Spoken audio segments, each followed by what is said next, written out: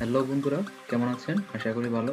তো আজকের ভিডিওতে আমি যেটা দেখাতে যাচ্ছি সেটা হচ্ছে Firebase-এ কিভাবে এক্সিস্টিং যে প্রজেক্ট আছে আপনার ডাটাবেস, তো সেটা হচ্ছে কিভাবে পার্মানেন্টলি ডিলিট করবেন। আজকে আমি সেটাই দেখাবো। তো ভিডিওটি শুরু করার আগে বলছি, যারা আমার চ্যানেলে নতুন কাইন্ডলি সাবস্ক্রাইব করে রাখবেন এবং পাশে থাকা বেল আইকনটি প্রেস করে রাখবেন। তো চলুন শুরু করা যাক। প্রথমে আমাদের Firebase-এর যে হচ্ছে কনসোল ওইখানে যাব। তো Firebase-এর কনসোলটা লিখে টাইপ করবেন just.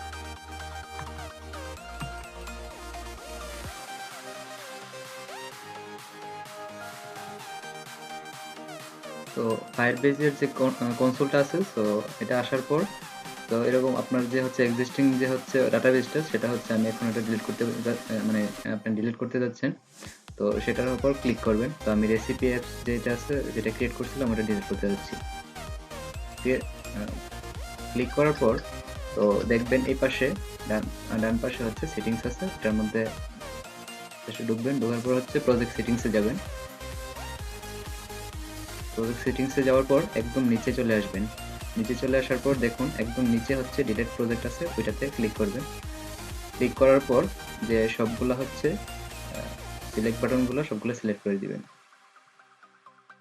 Just then click, just then হচ্ছে ডিলিট করে দিলে হয়ে যাবে।